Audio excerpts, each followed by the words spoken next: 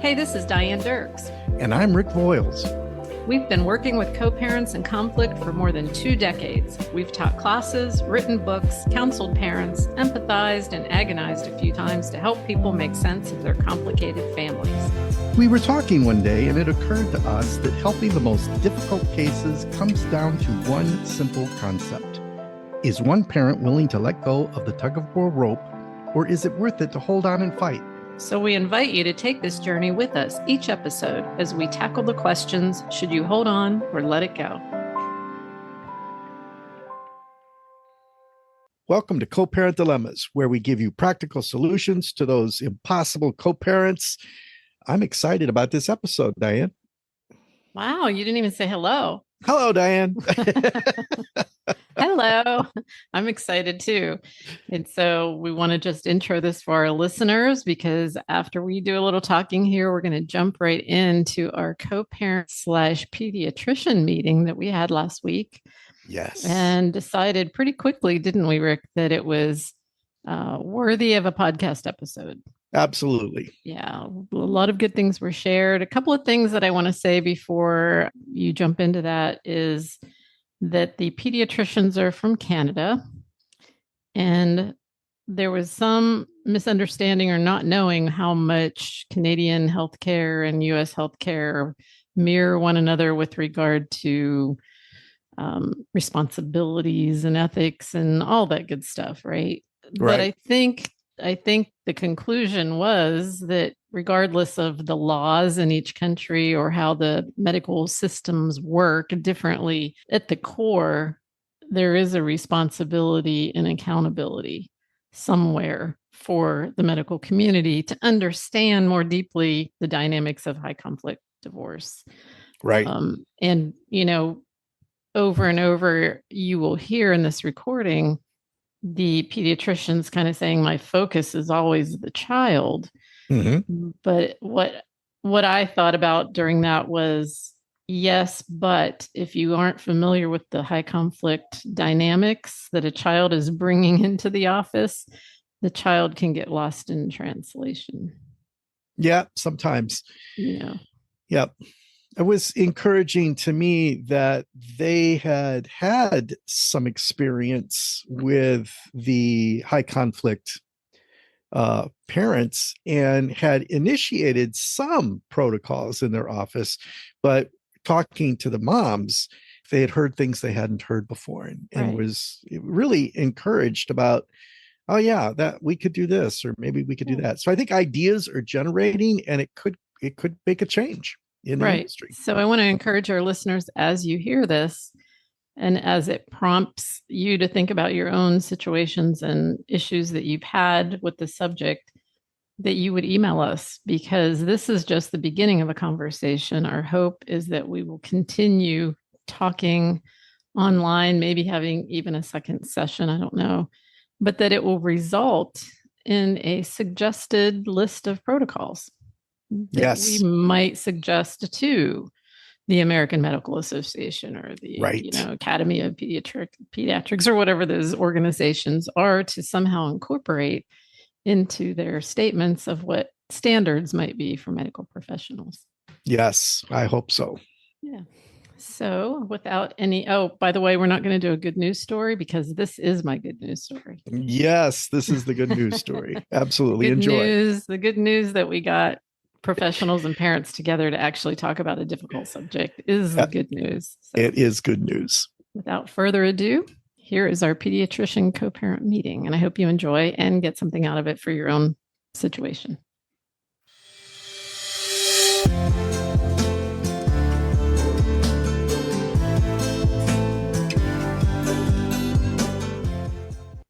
Welcome, everybody. I kind of have a little bit of a structure today just to kind of keep things going, moving forward and moving along. I want to make sure that everybody gets heard. Ray Brager and Margaret Bertoldi, is that how you say it? Bertoldi? Well done. They are our professionals, our medical professionals here. And we've got Stacy, Jennifer, Marissa, and Lindsay, who are our parents. let me start by talking about why we're here. And I think all of you probably already know, but for the purpose of the recording, I'll say it. Rick and I have been working in this field for decades, and over the years have encountered many, many, many issues regarding high conflict co-parents and medical professionals, typically around things like ADHD medications or anxiety, depression, allergies, things like that, where you have one parent who says, no kid of mine is going to have a diagnosis of X, Y, and Z. And then you have the other parent who is just trying to follow doctor's orders and get medication. And then they end up in this fight. And one parent will, what did the doctor say? And then they say, the doctor said that. Well, I don't believe you. I'm going to call the doctor myself. And then they get on the phone, they call the doctor, and the front office says, you can't talk to the doctor. You're not even listed as a parent in the records. And it just kind of goes on and on and on. And then they end up in parenting coordination with somebody like me or Rick. And we're trying to figure out, how do you resolve this issue in a practical way? So we did a podcast on it last year sometime, and then followed up a few weeks later, I think, with the one where we talked about our wish list, because we got quite a bit of feedback from the original podcast where it was a listener asking a question. And lots of people weighed in on Facebook and, emailed us and said, yeah, I have the same issue. How do you think we should handle it? And it led Rick and I to do another episode about how can the medical field or medical professionals, pediatricians, family doctors, how can they be more assisting to co-parents in this situation? Yes, it would be nice if all co-parents would show up at the same time, and they would go into the doctor's office and listen intently to what the doctor had to say, and then they would follow doctor's orders. That would be great. And I would say probably 25% of co-parents are able to do that. That's the general figure we throw out there, is those that can accomplish a cooperative relationship. But that leaves the vast majority of co-parents not able to achieve that kind of goodwill or have that kind of agreement that they're just going to let the doctor be the expert. And too often, some of our impossible co-parents who have their own disorders seem to think they're the expert on life in general, and nobody, even a doctor or an attorney, can tell them what to do. So when you're the parent trying to do the right thing, and the other parent is just either trying to be God or trying to manipulate you or just make your life miserable, it can really filter down and hurt the child, because we're talking about medical issues. We're talking about allergies. We're talking about ADD and school performance and anxiety and depression and all those good things. So Rick and I did that episode, and Ray reached out to me and said, oh my gosh, this is exactly what I've been thinking about. And I have residents that I teach, and I would really like to partner with you guys. So that's where we came up with the idea of having a joint meeting. So I'm going to let Ray and Margaret kind of tell you a little bit about themselves and how Ray, why don't you talk about how you ended up contacting me and what was the impetus behind that? Yeah, thanks so much for putting this together. And I see our colleague Harkmal has also joined us. So I'm a pediatrician. I'm a specialist in allergy and immunology. And I'm also a divorced co-parent.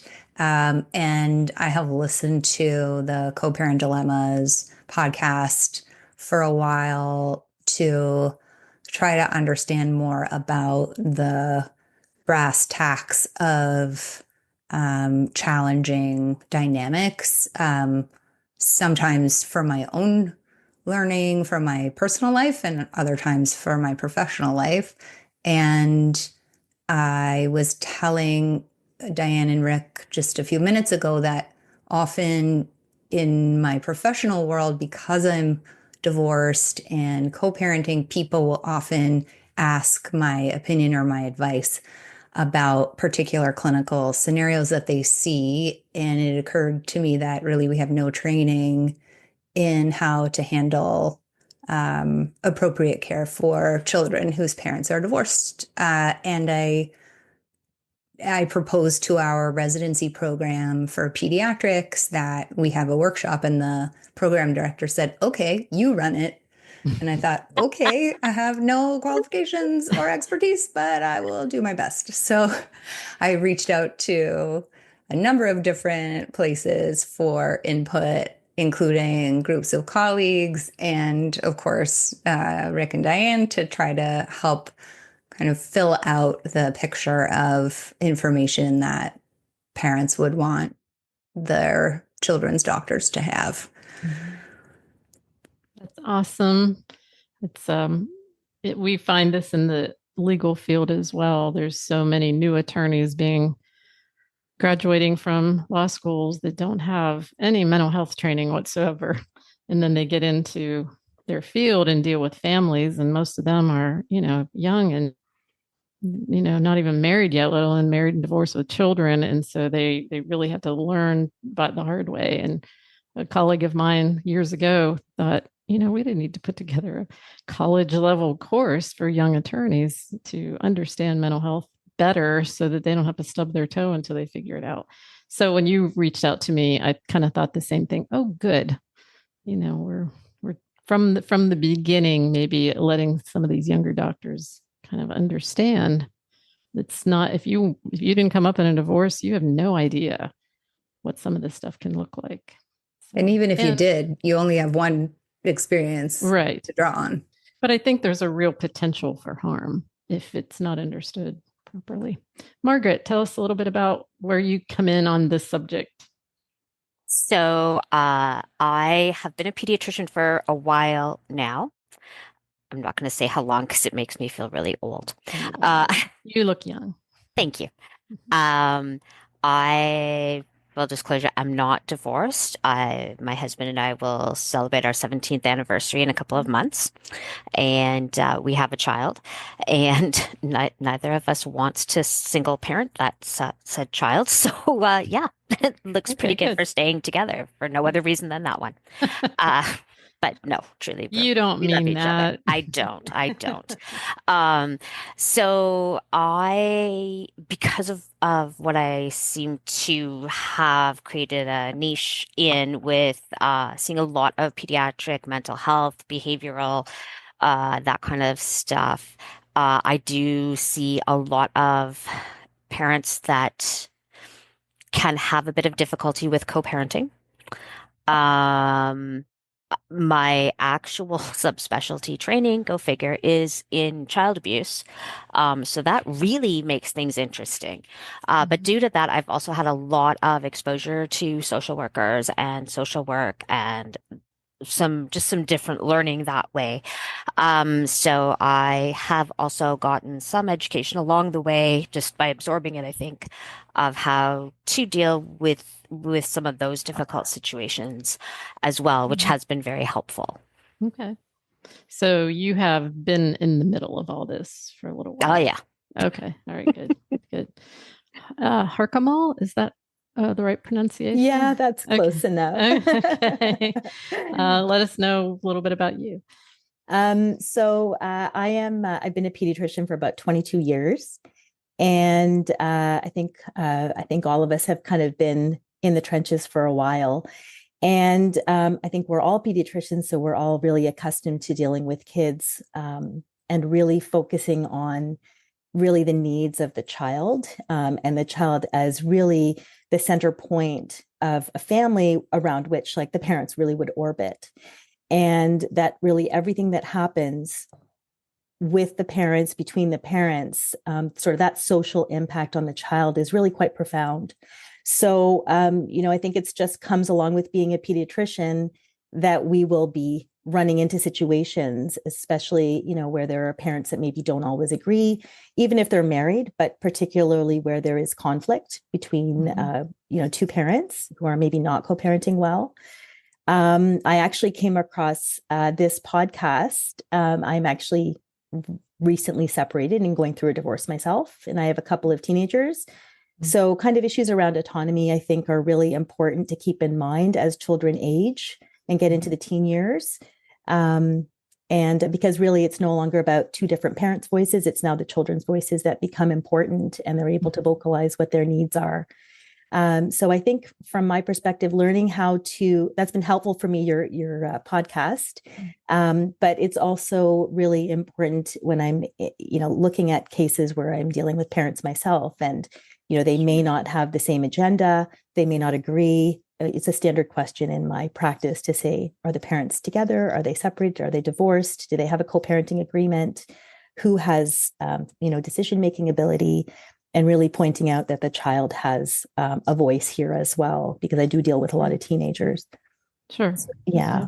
All right. Thank you. So for the parents, I'm not going to ask you to introduce yourself and give us your story, because I'm trying to make sure we stay on track on time.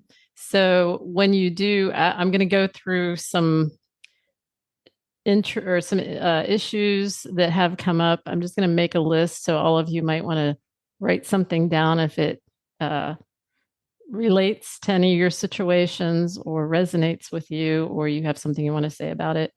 So parents, after I do that, then I'm going to kind of open it up to you all.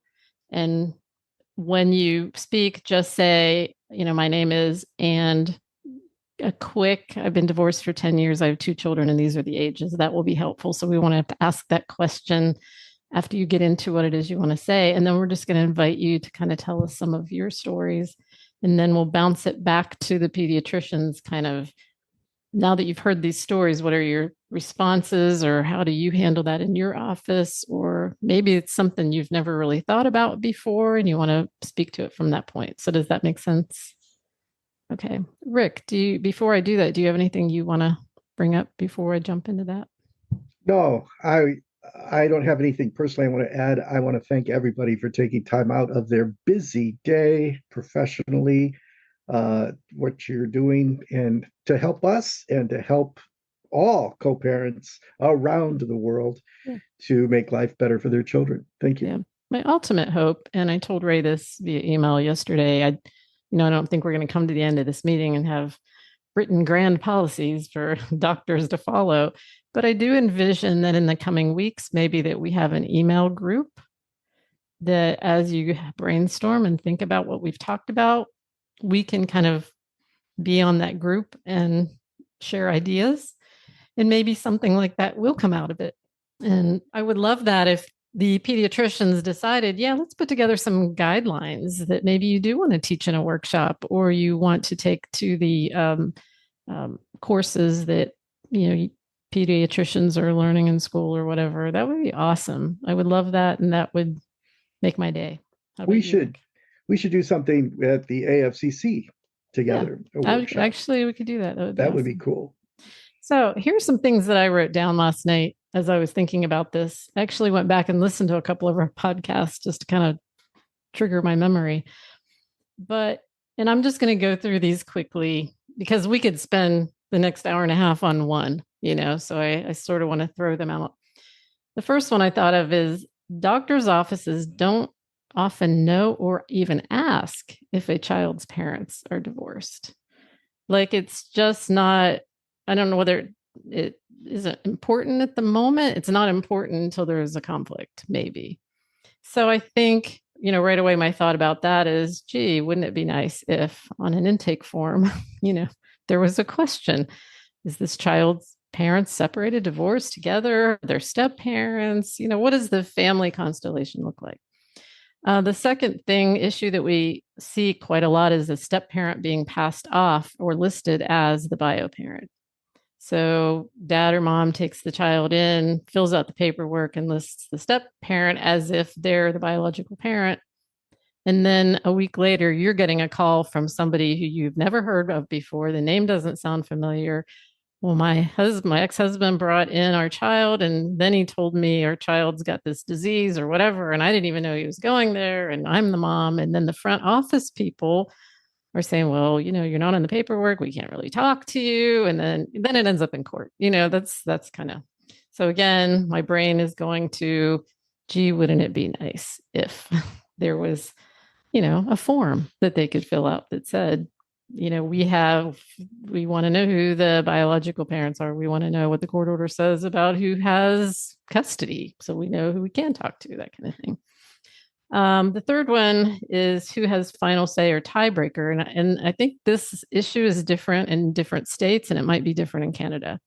But here in the States, and if we isolating to Georgia, the court order parenting plan usually says parties are expected to have a joint discussion about medical issues. If they can't come to an agreement, then this parent or that parent has the final say, or what they call the tiebreaker, which means I get to decide after I have a conversation with my co-parent. And I think that's important to know so that you don't have a parent pushing something when the other parent's really the one that has legal ability to make the final say. This is a good one. Both parents want to be at every appointment together.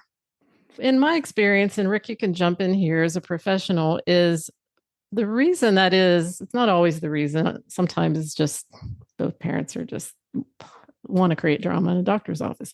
But most of the time, the reason they both want to be there is because at least one parent doesn't trust that the other parent will give them the correct information from the doctor's mouth.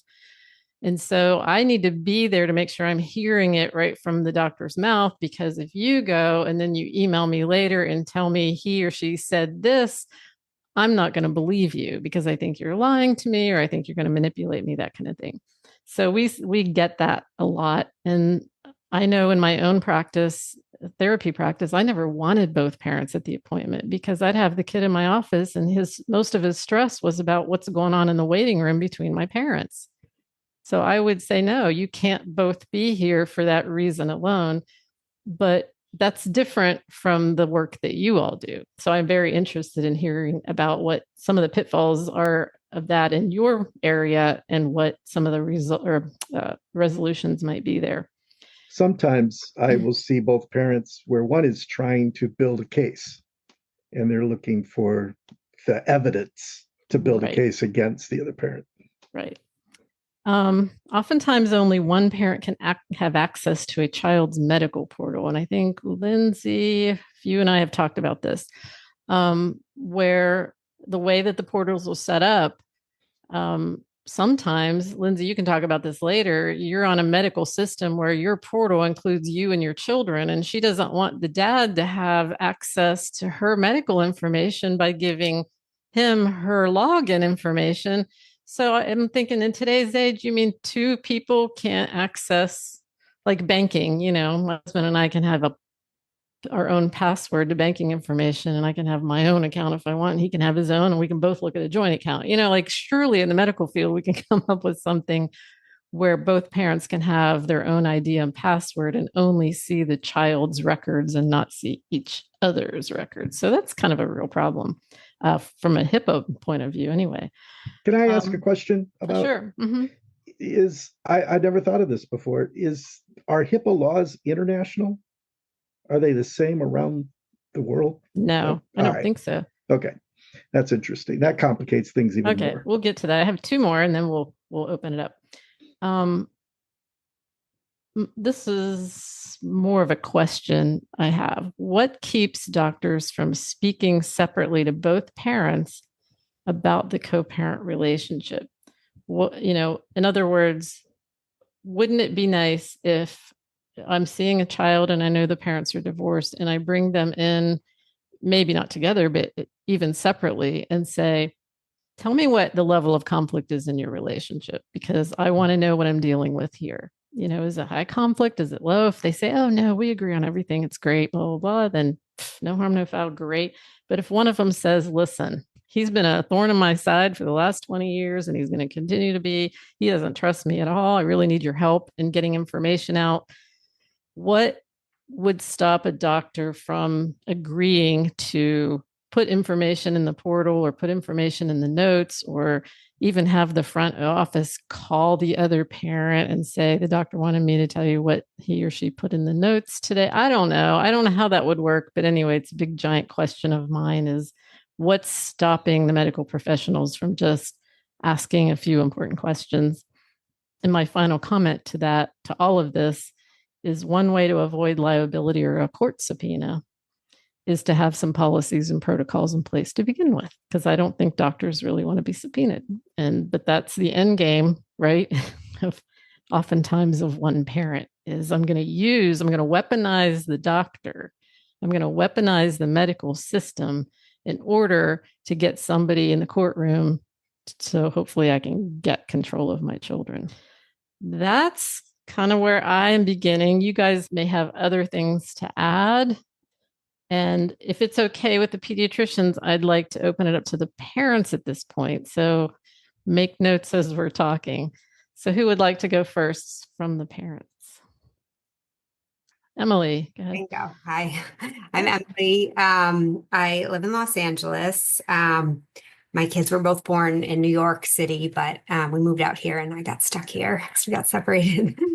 So we've been separated for 3 years, still not divorced. We do have a hearing now scheduled with a retired judge for about the end of February. So my hope is that we'll be able to reach a settlement at the end of it. My kids are 5 and almost 8. My older one's a girl, my younger one's a boy.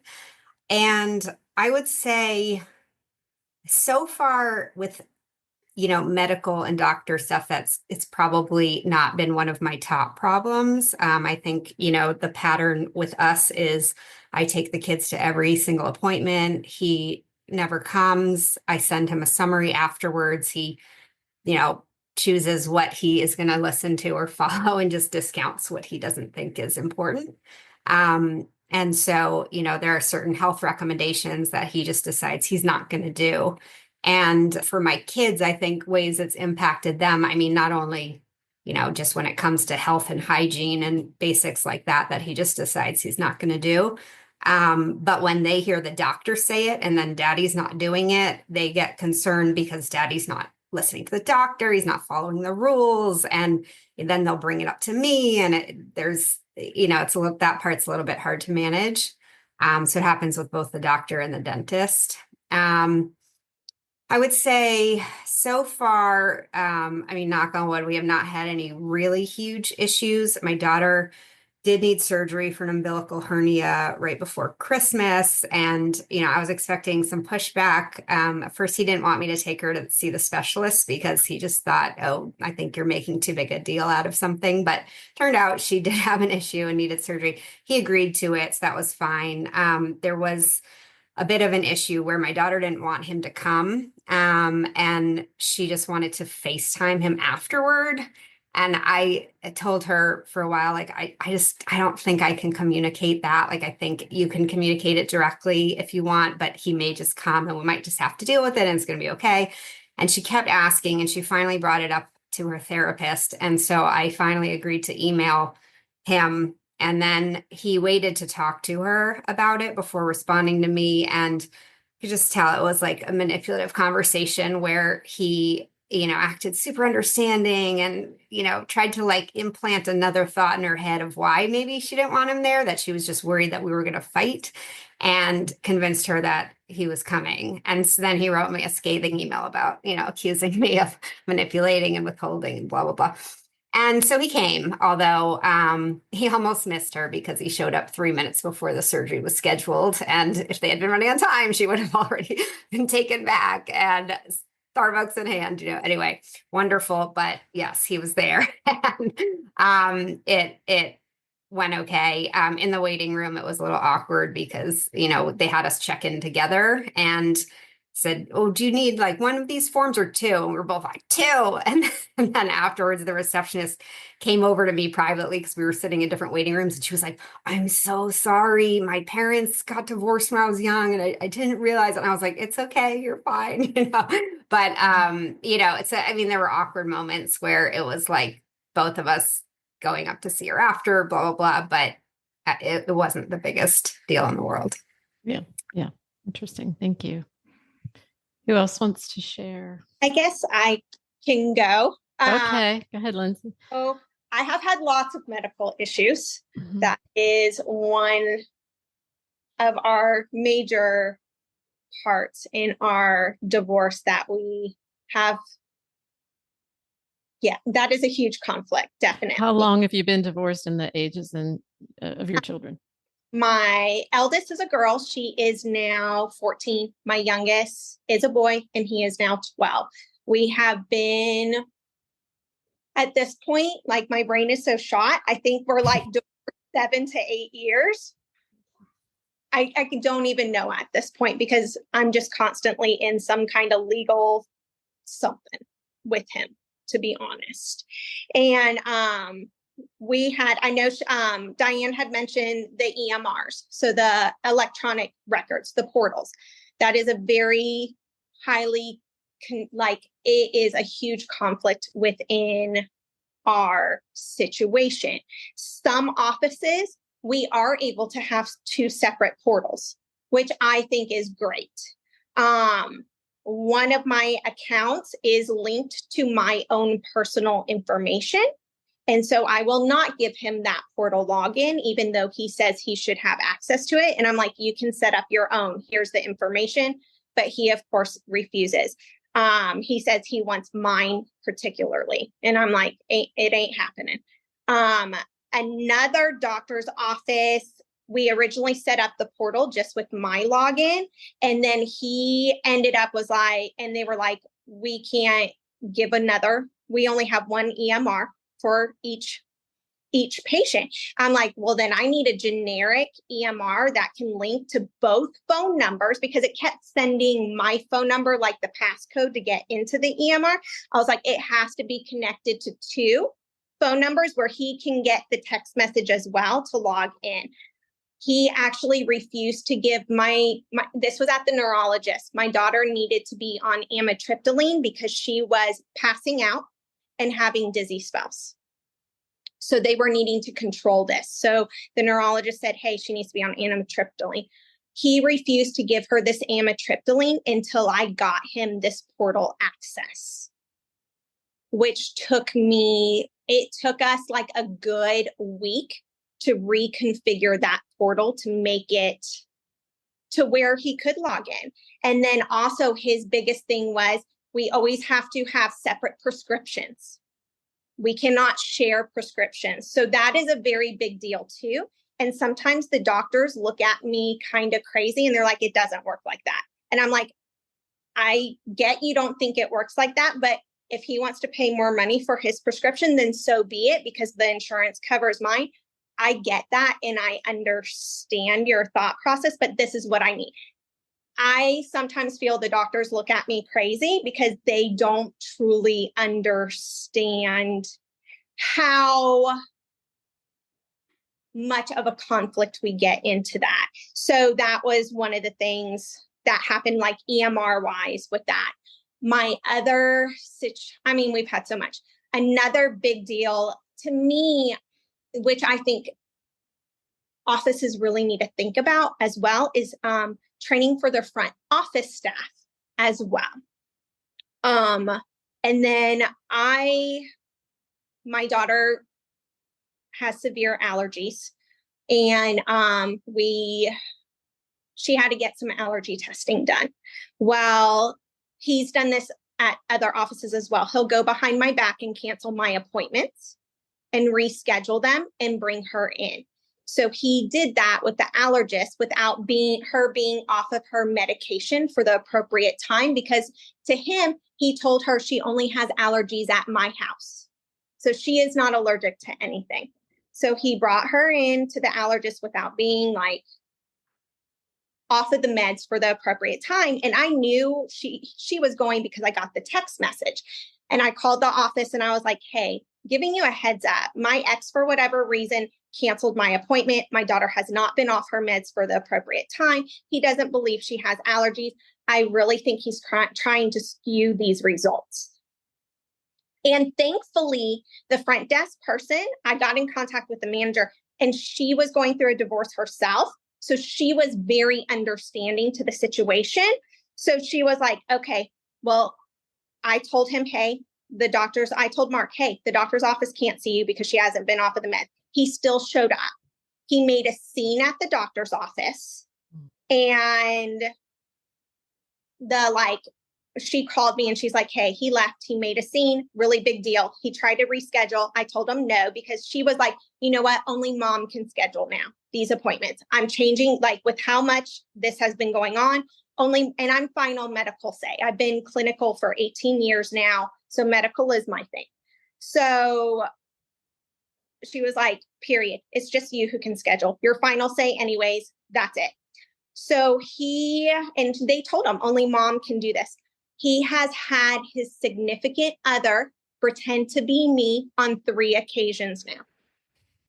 So as soon as she left, or as soon as they left, the significant other called pretending to be me. And like the front desk was like, hey, this is kind of weird. Did you just call and reschedule? I said, no, I did not. She goes, he just had somebody pretend to be you.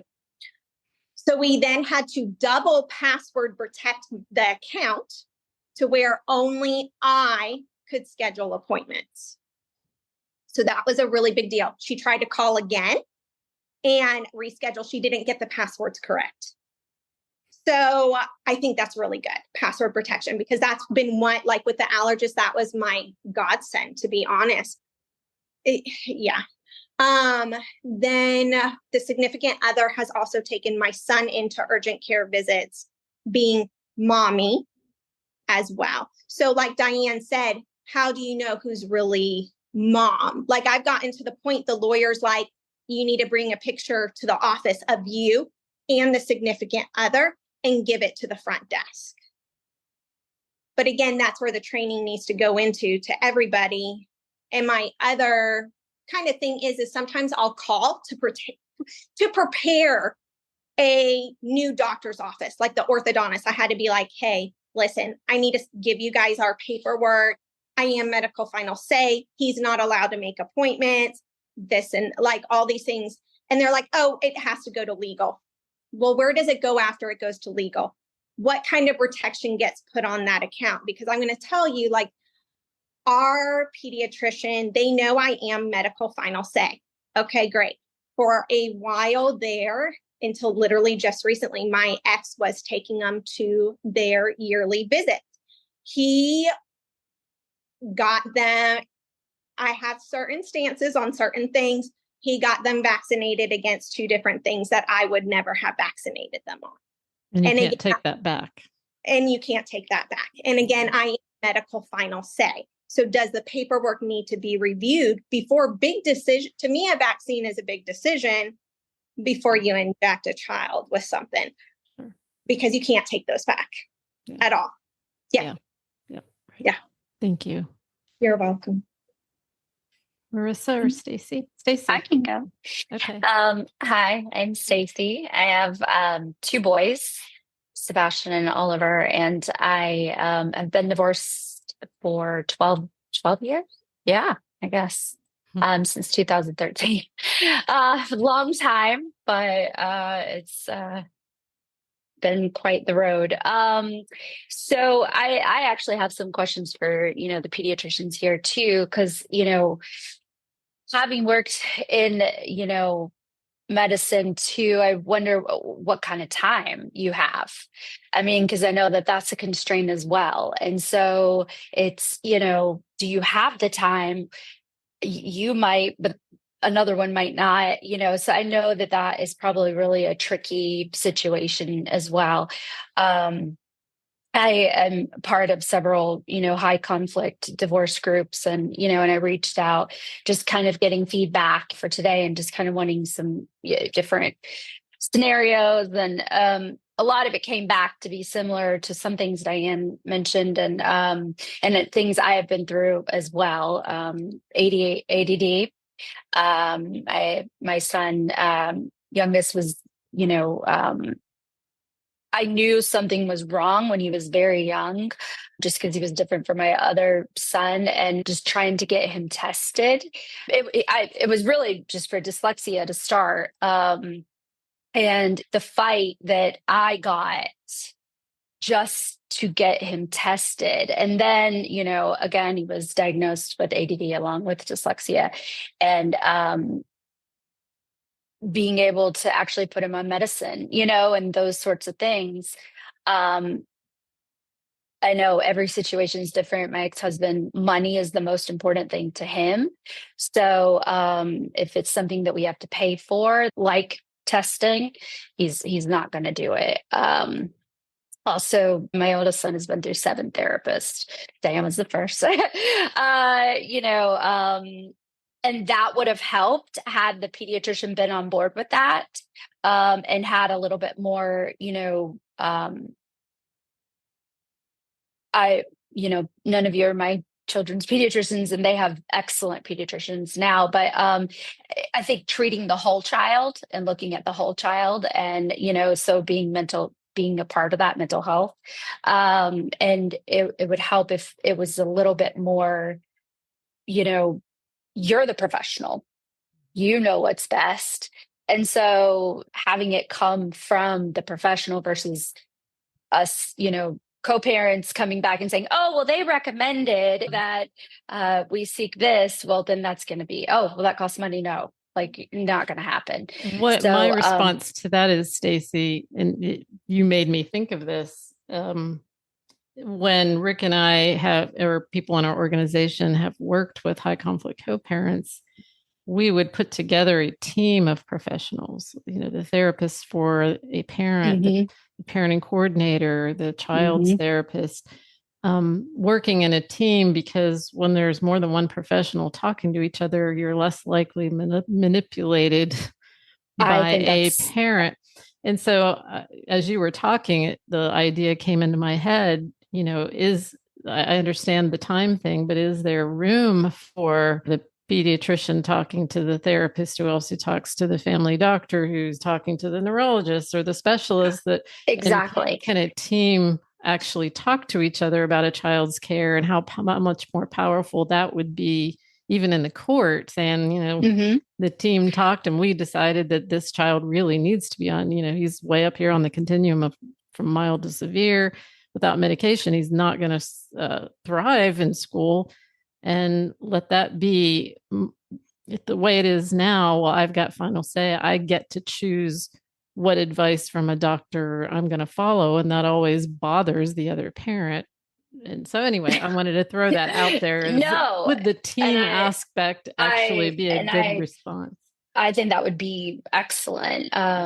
If in a perfect world that's able to happen. I think one thing that could help some of this would be, more in-depth intake forms.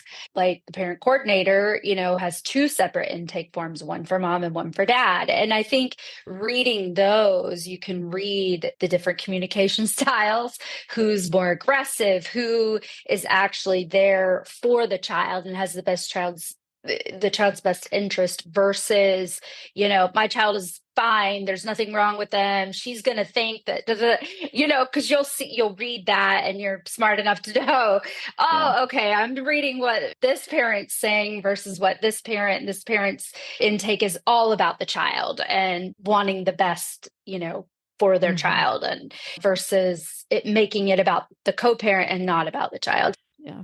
Thank you, Stacy. Thank you. Marissa. Hi, my name is Marissa and I am in California. My son is 8 years old and we've been separated for 7.5 years. So I think a lot of my experience has been with a child who can't speak and doesn't have a voice. And so it's been hard because when your child doesn't have a voice, they can't verbalize what's going on, even if they're sick, because a lot of it happened when he was an infant. And so with all of the contention, we went through about 3 doctors, but it was hard because my experience with each of them has been, for various reasons, each one of those medical records has ended up in court and cost me thousands of dollars and a lot of stress and a lot more aggression and hostility, I think, in the co-parenting relationship. So navigating through that, some of the things that have made the most, have been the hardest is the vaccines. Even though we were 50-50, my son has a very severe allergic reaction to some. His temp will go up to 106. So typically the doctor was on standby and we had a really clear communication to make sure if something happened and he went over 105, 106, we could get medical help. And sometimes dad would go out to CVS and Walgreens and get him additional vaccines, which was really, I wish that the doctor had kind of talked to us about that schedule more and communicated what the plan was. So we weren't subjecting him to additional harm. That was always a big thing. And then I would also have custody for not 5 days, and I get back a really sick child, and then I get, well, how did you let his ear infection and 2 ear infections, and he's got pneumonia? And it's like, I got him an hour ago, and I'm bringing it to you now. And I think, unfortunately, as he grew up, a lot of those conversations, the doctor was in the habit of writing, well, dad has concerns mom hits child. Dad has concerns mom's not giving medication. And not only were those things being discussed continually in front of my child to a point where at 6 and 7, he was hearing them. And then I was having to parent back. I wish the doctor had said, maybe this isn't a conversation we should have with the child present, or maybe it's not appropriate. So that was something I think that's still going on and really difficult to navigate with because I don't want my child to hear that. They shouldn't be hearing that. We don't talk about it at home. So I don't know why dad is given a venue in an office where he can have those conversations with my child present. So I kind of think things like that, I wish pediatricians were aware of, to kind of protect the mental health of the children, especially as they're growing. What else have I dealt with? There's a lot of things that get written in the medical records, like mom refuses to apply antibiotics. And I wish that the doctor would just call me and say, did you really not give him his antibiotics? And I would have had to say, I wish you'd talk to your receptionist because I wasn't given the antibiotics. So then I could get separate ones and I wouldn't have to be at Walgreens begging the lady to give me more.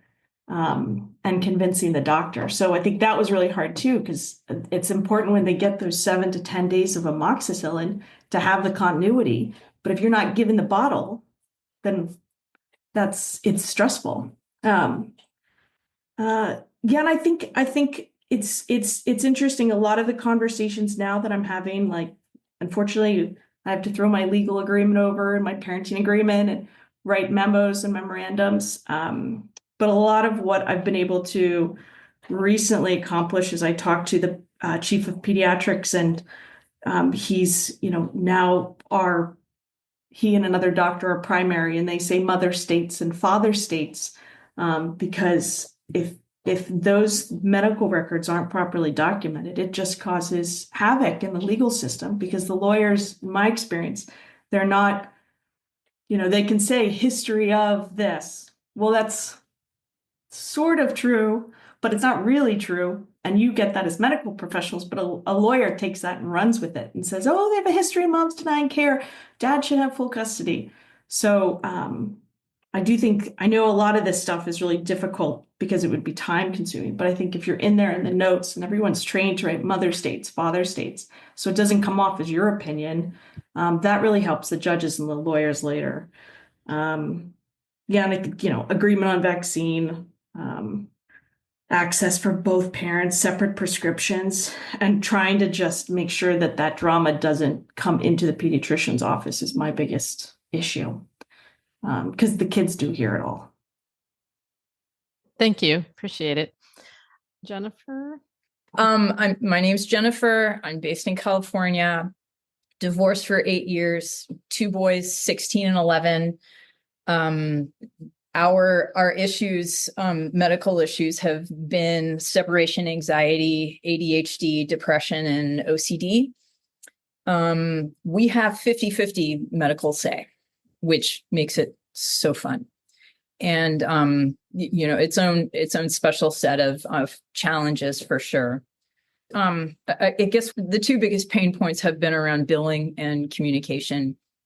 One bright spot in our case is that our pediatrician has really shifted everything over to the portal, and that has leveled the playing field, my ex can't hoard communication anymore. He can't, control in that way, which is great.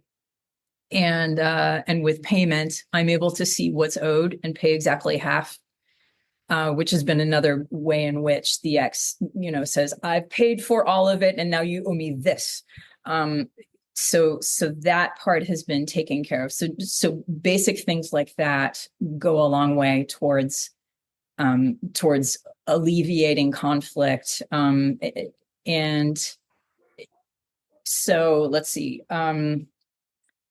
The ability to text both parents, not just one, that can be really great, especially when one parent is getting a notification that their prescription has been filled. For example, there's one prescription, not separate ones. And so dad gets the notification first. He runs off and hoards all the ADHD meds, and you can't get any more for another 30 days. So things like that.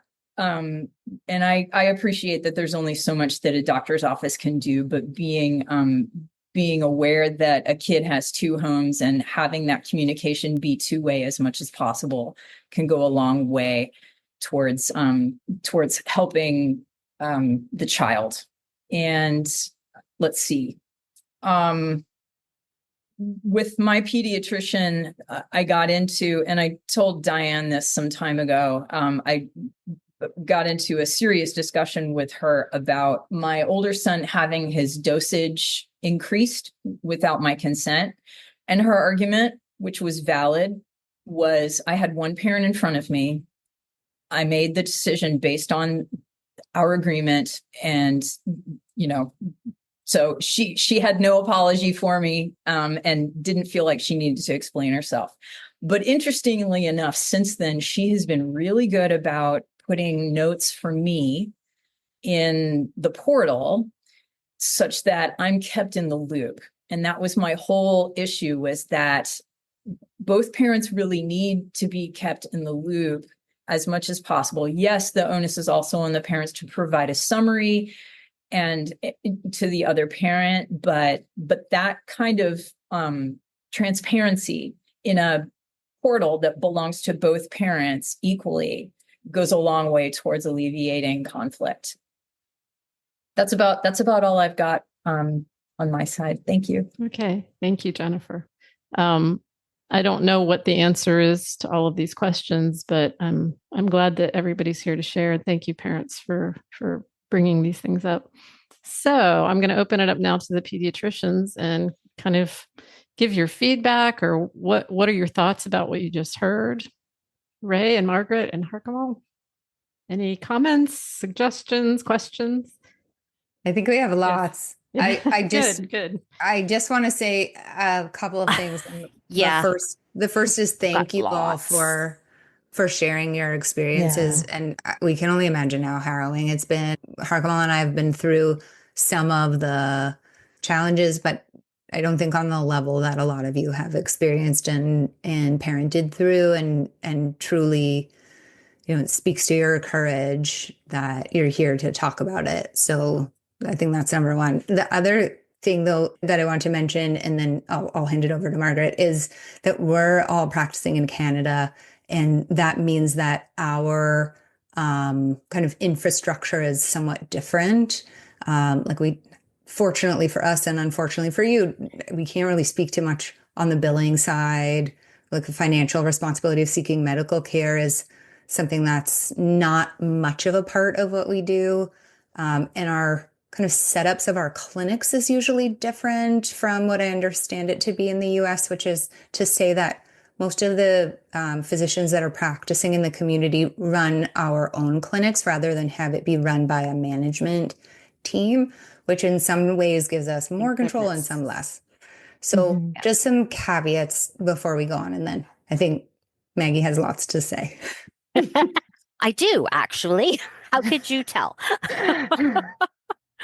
So I took notes while people were talking because I can't seem to think without a pen in my hand. Medical school training. So, and I think just starting, Diane, with kind of your little sort of summary at the beginning of things.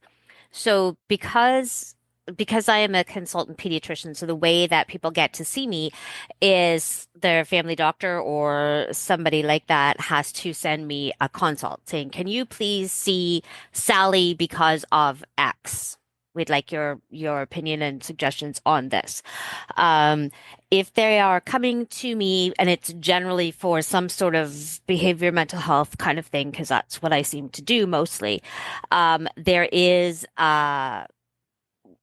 form that people have to fill in, and it's not hugely extensive when you compare it to child psych, but there's a reasonable amount of information that I ask for.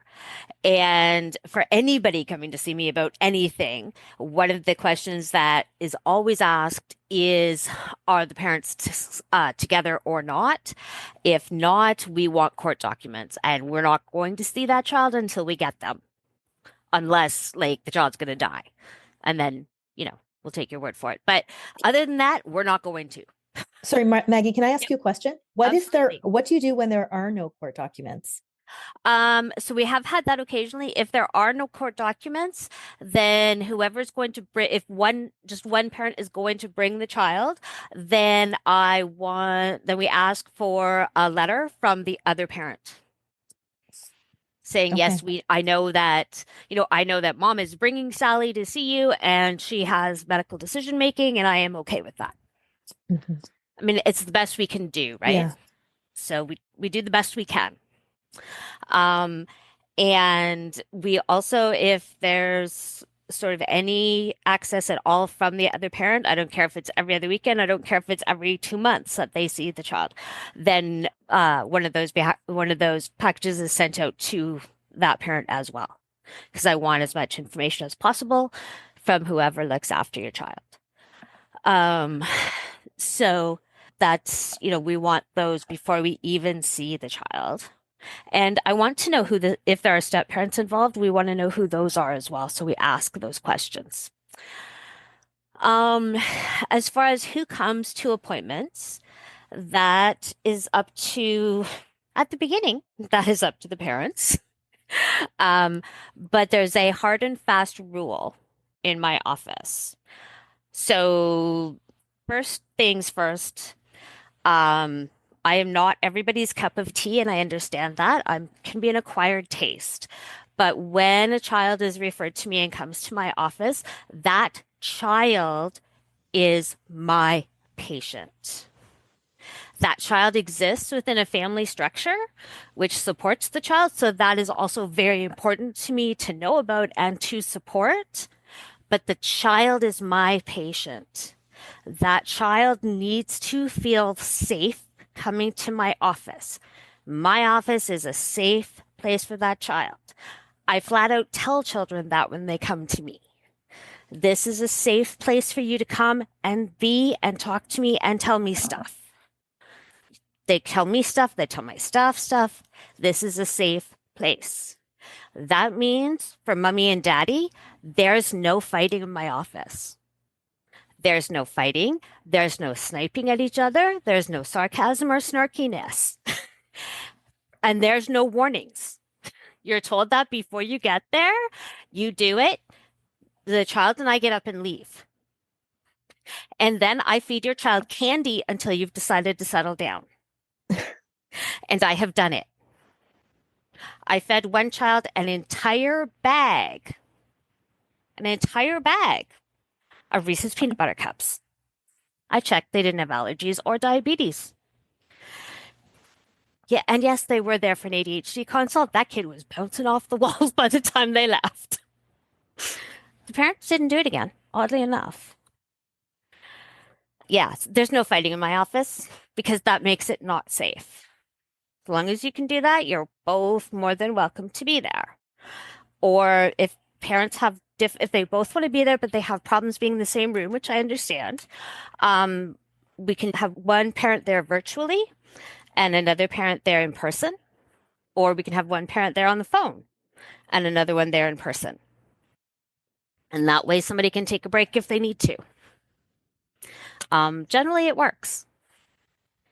Um, what I have been requested to do and refused to do, is I did have a parent who was quite insistent that it was all or nothing, and that either both parents had to be there or they wanted me to do completely parallel appointments. So see the child with mom one day and then do the complete same appointment the next day with dad. And I said, no, because it was a 90-minute appointment. And then a 40-minute follow-up a couple of weeks later. The child did not need to be in my office for that length of time. She did not need to do parallel appointments with mom and dad. I did not consider that to be child-friendly or child-focused. I offered all of the other options. Maggie, one person said, I have a question. I'm sorry. I'm sorry. Yes. Will you see a child if one parent does not agree that the child needs your services? It depends. So if that parent has decision making, then obviously no. If that parent is not the one with decision making, then it's going to be up to the other parent whether they want the child seen or not. Okay. So if the parent who doesn't want them seen is the decision maker, then you won't see them.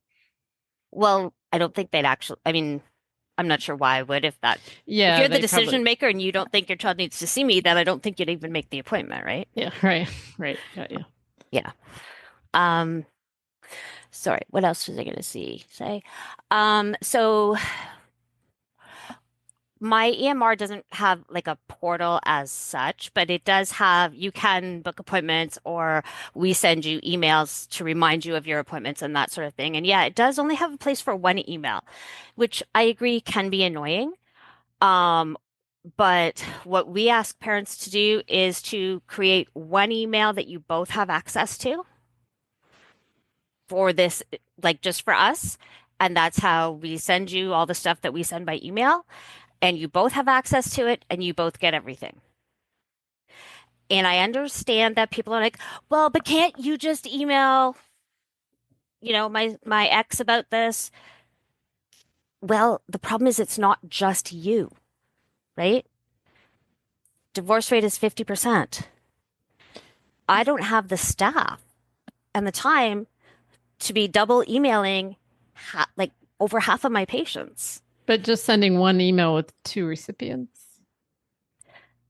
We can't, because so what happens is our EMR looks ahead at like however far ahead we set it. So everybody for the next day and everybody for a week from today, and sends out an automatic list of email reminders. Right? Okay. Your child has an appointment with Dr. Bertoldi on this day at this time. Okay. So then what you're asking us to do is go through that whole list, figure out who needs an extra email sent out, and send it out. Okay. That takes a lot of time, actually, right? Okay. And I see sometimes where somebody will change the password on the email account and then block out the other parent.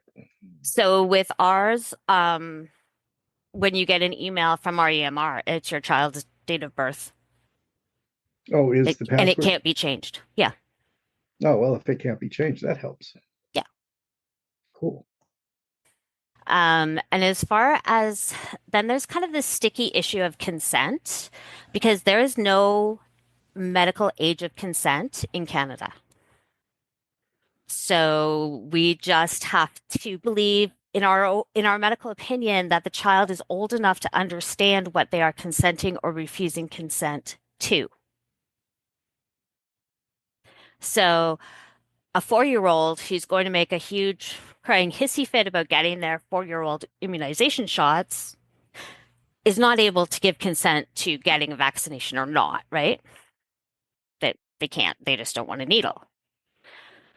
But I've had 13 or 14-year-old come in by themselves and say to me, Dr. Bertoldi, I really want this Gardasil shot.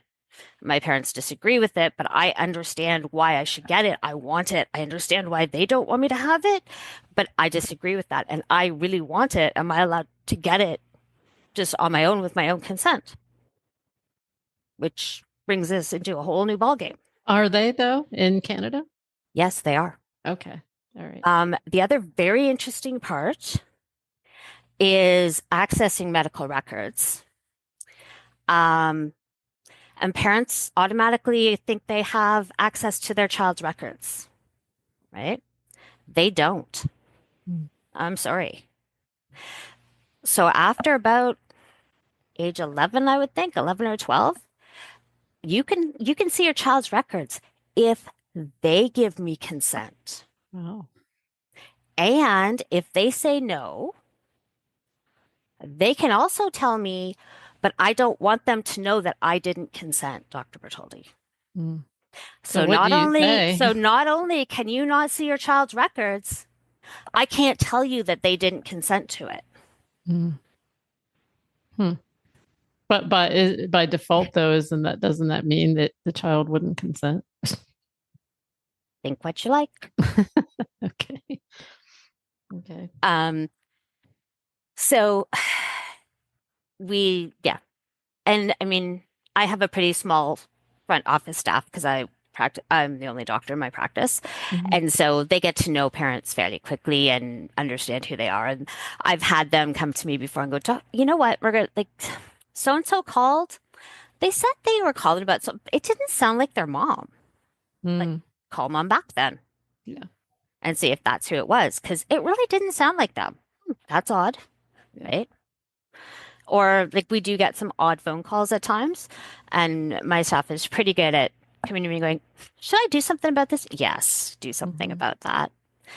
It kind of sounds hard. like because your specialty is working with mental health and maybe different, more severe cases, possibly, that you and your staff are more in tune to these kinds of cases where maybe the average pediatrician who doesn't encounter this as much might struggle with that a little bit more.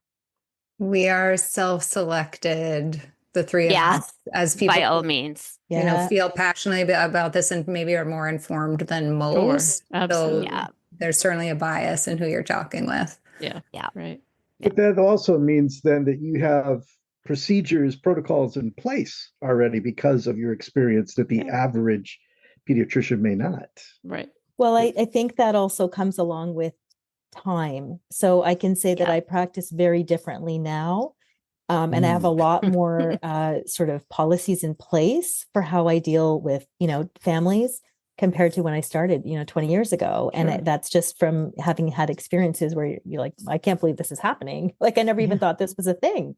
So, I'm sorry, actually, Margaret, were you? No, go ahead. Go ahead. Okay.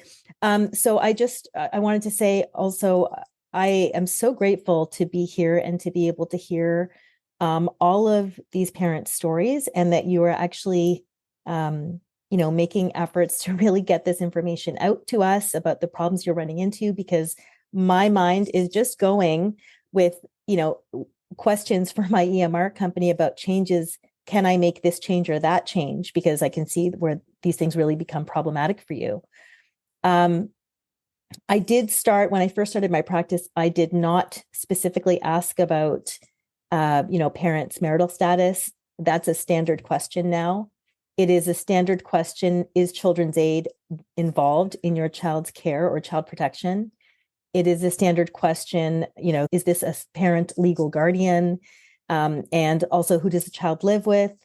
And finally, there's another question I ask. I'm going to forget now. But those are kind of the things that we look into. I think I'm going to actually start asking about who the step parents are, and if there are step parents on either side, because I haven't been specifically asking about that. And I have had times where, my secretary is really good. I also, like Margaret, have a small practice. It's just me and my one secretary. And she asks every single person coming in with a child, are you mom? Are you dad? What's your relation to the child? But I have had people sneak by where I've gone into the exam room and I'm like, your mom? And she's like, no, I'm the girlfriend. And I'm like, this appointment's over. You cannot give consent for this child. And it's actually in our reminders that go out to patients that the child must be accompanied by a parent or legal guardian, someone who has the capacity to give consent.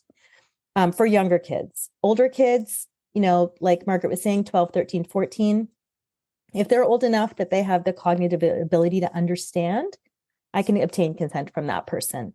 But younger kids, they have to come with a parent or legal guardian. And that's checked at 2 points, at check-in and with myself. And it's documented at every visit who's accompanied the child that day. So I think those have been really helpful things to put in place. So we always know what's going on. In terms of appointment changes and cancellations, that does get a bit dodgy sometimes, but we kind of have our feelers on. So if, mom's calling to make the appointments multiple times and, finally gets an appointment and we see that they're divorced and then 2 days later dad cancels it, then we always let the other parent know, by the way, this appointment's been canceled. Or if there's an issue about it, then we kind of figure out, okay, who has the ability to make decisions about this child. It gets tricky when they both have the ability to make decisions. And then we just say, you guys have to work it out. Oh, and that was the other thing in our intake is you have to sign that you as the, intake parent, you are agreeing that if you're going to be the one accompanying the child, that you will keep the other parent informed. If that's part of your agreement, that all communication will be passed on to the other parent, because we can't always book 2 appointments for the same child. That would mean our wait times get really, really long. And that's not really fair to other kids that are waiting to be seen, because we don't have as easy access in Canada as you might in the States. I really like this idea of the photo of the parent. That was a great idea. And we do, Margaret, I'm not sure what system you have, but like you, we just have one email that can be used for communication. And I think it would be great if we could kind of send it out to 2 or send out reminders to 2 phone numbers, mom and dad, so that they both are aware. So that's something I'm going to look into. Medications. I'm lucky that most of my medications are creams. I do pediatric dermatology. So typically I will give double batches, 1 for each home. But I do warn the parents, sometimes insurance won't cover it. And when I have parents that are coming in where you can almost feel the tension, when you walk into a room, like mom sitting in a chair, looking away, dad standing in the corner with his arms folded over. I usually make it clear very early on, this child is my patient. My responsibility is to the child first. And everyone is going to be respectful, kind to one another in order for us to really work together as a team for the kid. So we kind of, as pediatricians, like to set those boundaries in place so that everybody kind of knows what the rules are before we start.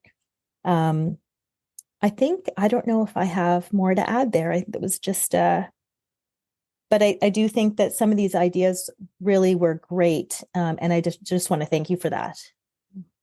I have a question. I'm a therapist, so when I would see children, I would have them sign a form similar to you saying, not that you have to communicate what I say to the other parent, because I think that really gets tricky. That's where the fight begins, because they don't believe that the parent is actually sharing truthful information. But my form said, you're agreeing that I'm going to call the other parent and let them know that I've seen them and give them an opportunity to interview me and ask me questions. And the reason I did that, and I'm curious as how, if you all feel the same way about this, in a divorce situation, the last thing I want to be is another thing for the parents to fight about. I want the therapeutic process for the child to be helpful to the child. And if only one parent brings the child, the other parent automatically often thinks that parent has now got me in her pocket, right? I'm now buying her story, and so I would tell that parent, I will call in this case, I'll call the dad, let him know I've seen your child. I wanted you to have an opportunity to tell me anything you want to know. And sometimes, not always, but sometimes that calms things down with that parent enough to avoid The thing I don't want to happen is when the child goes over to dad's saying, don't you tell that therapist anything. Your mom got her involved and I don't trust her and you shouldn't trust her either. Because why then would I see a child in therapy who can't trust me to tell me what they really need to tell me? And I know the therapy process is a little different than the medical process, but I'm wondering if the same thing would be true for a pediatrician. Now you have a child who's being told by one parent, keep your mouth shut, don't tell the truth, don't tell them you're struggling with this, that, or the other thing, because they have an agenda to make sure that you don't have allergies. I don't know, whatever the case may be. And would it be possible for there to be that kind of communication, just so the other parent who may have some anxiety about what the co-parent is telling you feels like, okay, now we're on a level playing field. I kind of like this doctor. Maybe I'm okay with them. Maybe I'm okay with my child seeing that person. Does that make sense? Yeah, I think that it's a great idea. There's a bit of a time constraint there. Sure. But so I think I often do what Margaret and probably Ray, you do the same. I welcome both parents to be there or for one to be on the phone. It's like carte blanche. You're welcome to be here. I'd like you to both hear what I'm saying directly from me so that everybody is on the same page and the plan is interpreted the same by both parents. That's generally what I'll do. And I'll often give, I give 2 copies of handouts if I can. But like I said, the email situation, it's a bit tricky. Yeah. Okay, thanks.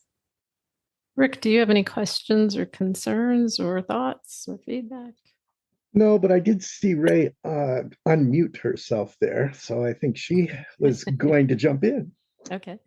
I was going to say, and I don't want to repeat everything, and you don't really need to know how our particular system works, but it is ironic because my practice is now just in an academic hospital-based center, and I have almost no control over how information comes to me with intake for patients. I'm not permitted to have an intake form.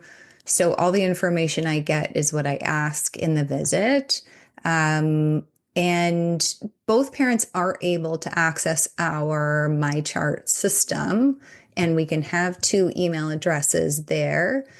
In practicality, whether notices go out to both or are mailed to one home or the other, I can't tell you with certainty. I honestly don't know if any of my notices go where they're meant to in the first instance, regardless of divorce status. But I did want to say that listening to all of us speak about this particular issue, which seems to be very extrapolatable as a parenting and childhood and childcare scenario, is just how biased our systems are against people who are divorced and people who are parenting in a divorce scenario, and how built in the judgment is, and how that feels for me as a parent and in providing care. So I think it's really important for us to voice that and validate that experience as part of the already challenging experience of seeking medical care for your child because you're concerned about their well-being. So there should not be an added layer. And I think, as a person who's working in a tertiary care hospital, I can certainly bring that forward to our administration and do advocacy at that level. So that's the first thing.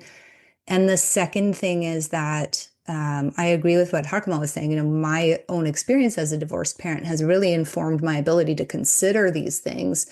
I would never have had them on my radar beforehand, but even something as simple as dispensing 2 asthma inhalers so that one can be at each house, even if parents get along fine, as you all know, the item that your child needs is never at the right house on the right day. So there are these little things we can do to facilitate ease in participating in children's healthcare. And the systems need to make that easy. And the thing that you have all put on my radar today is to communicate with the pharmacists, because I don't do any mental health medication prescribing, but even I do allergy care, for example. And I think it's important if I'm dispensing 2 sets of meds for the pharmacist to understand why. So that's something that I'll now note in the prescription communications. And I think really that these ideas on a larger scale can serve us all in recognizing the challenges that kids have living in 2 homes with 2 sets of circumstances, even just being parented differently.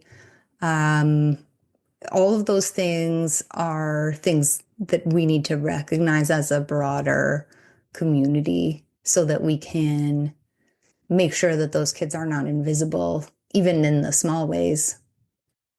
One thing I just wanted to say about the medication as well. Um, so trying to get 2 bottles of medication, especially with the ADHD medication, because you have to order very specifically to the number of capsules or the number of pills. And I vividly recall sitting there one day asking parents, okay, well, how many do you need in a month and how many do you need in a month? And they couldn't agree on that. And I'm like, you've got to be kidding me. Right. Yep. Yeah, And they'll pick anything to fight about in many cases. Yep. so at that point, I finally just said, okay, you know what? Here's what we're gonna do. I Good. am going to put in calendar packs. So Perfect. yeah, you know what? For kids who go back and forth, that's just what I do. And they travel with enough meds for wherever. Yeah. Lindsay mentioned difficulty getting 2 EpiPens. Is that similar in Canada? Yeah, so in Ontario, where we practice, we actually have pharmaceutical coverage for people under 24 as part of our healthcare system. And so it's very easy to dispense more than one of any item. So I think we're much looser with that because we want the kids to have the meds. I mean, EpiPen is not a drug of abuse, as far as I'm aware. So certainly, my minimum prescription is for 3 typically, and then I put refills on it. So I don't think it's as much of an issue, but it's not something that necessarily people think of up front, right? Sure. If you haven't been in the situation, then it might not occur to you. So those sorts of things are really important to make your doctor aware of and for us to make our colleagues and trainees aware of. Yeah. All right. Very good. I would love to know, Ray, if you're able to find out from pharmacy if there's some way it needs to be written, duplicate for 2 homes. Yeah, I'm going to ask that they would take it. I'm really curious if that's possible. Yeah. I've had it turned down before, but I'm wondering if it just needs a right wording. Okay, let me ask. I mean, sometimes, so some drugs are not covered by our provincial plan. So that might have to do with insurance coverage. Certainly, I've bought my kids a second spacer for their puffer or a second pack of whatever meds it is so that we can just have more on hand. But it's easy to do that when you're a physician, right? Your advocacy skills are automatically leveled up because you understand the system. They are covered. You just have to fill it out on a special form. Like, I can't remember what form it is, but you have to fill out this ridiculous special injection form. And I always give at least, maybe I'm overkill.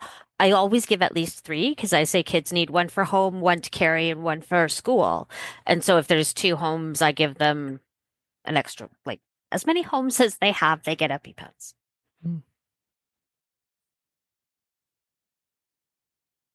Any other questions, feedback?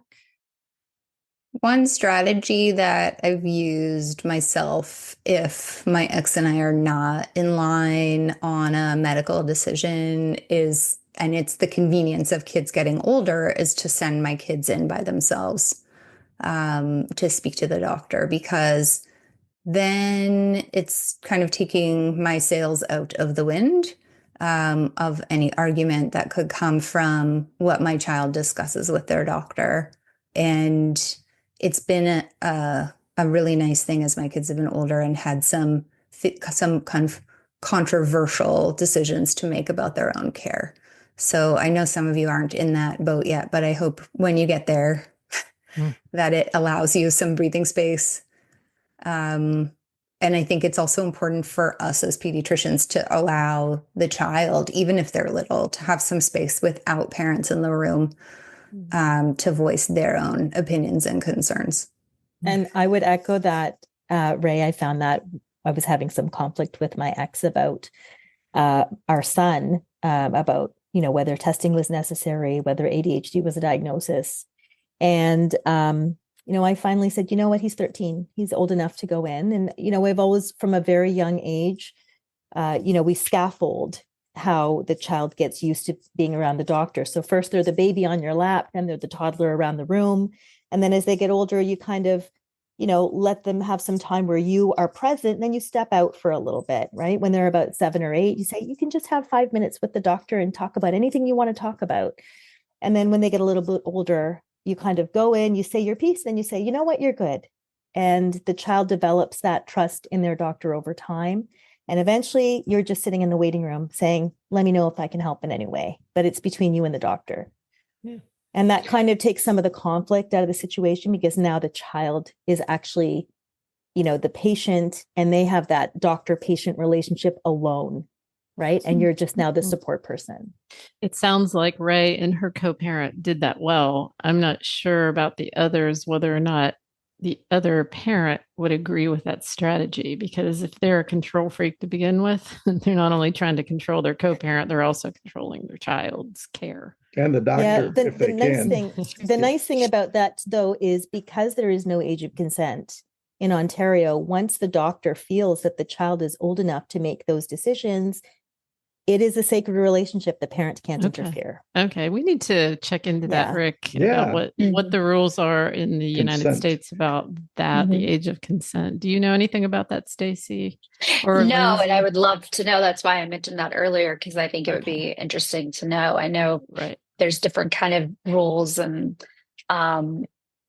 the way that it is in the US, so I'm not sure. But I did want to say thank you to, thanks for starting this conversation and opening it up and taking the time. I don't think, I know from the outside, it would, most people or professionals would say, why can't they just get along? Why can't they just agree? And, this isn't something that some of us choose. I would love to have peace.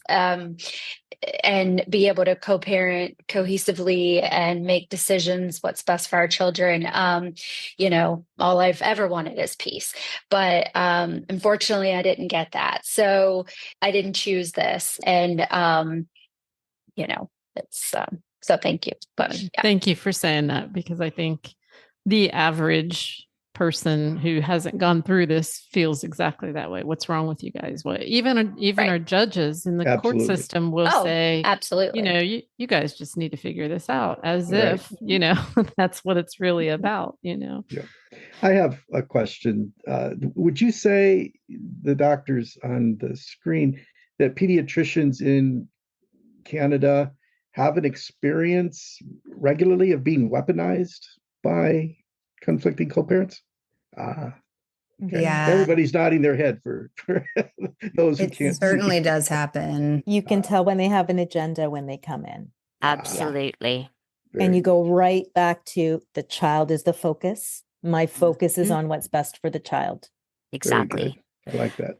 And I have actually said to people, you need to love your child more than you hate your ex. You have to, or this will never get better. Very good. And I say your child won't do well. Your child will not do well. Say and that you again, need to, and I also say you need to love your child more than you need to get revenge on your ex. And I don't care what they just did. I really don't. But I don't care. And I have said that. I don't care. I feel bad for you, but I don't care because I care about your child. Stacy, what did you say? Well, I was going to say that's just kind of what I've always led with is, unfortunately, my ex-husband hates me more than he loves our children. And, Diane talked about it, but so it's really sad, but it's true.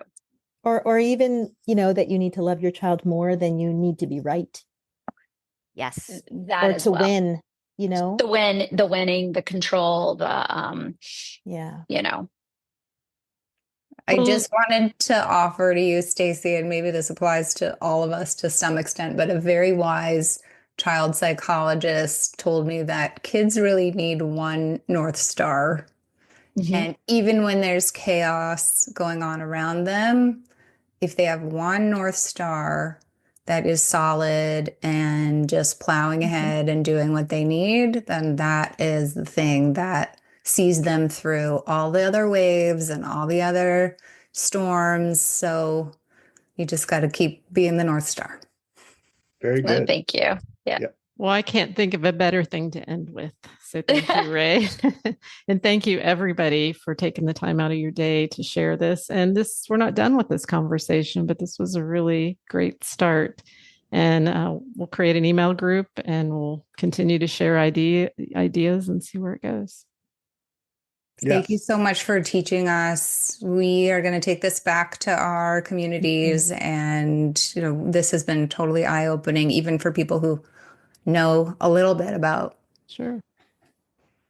Thank you for being willing to share your stories. We really appreciate that. All right. We'll talk to you guys soon. Thank All you right. so much. Thanks. Bye-bye. Bye-bye, everybody. Bye.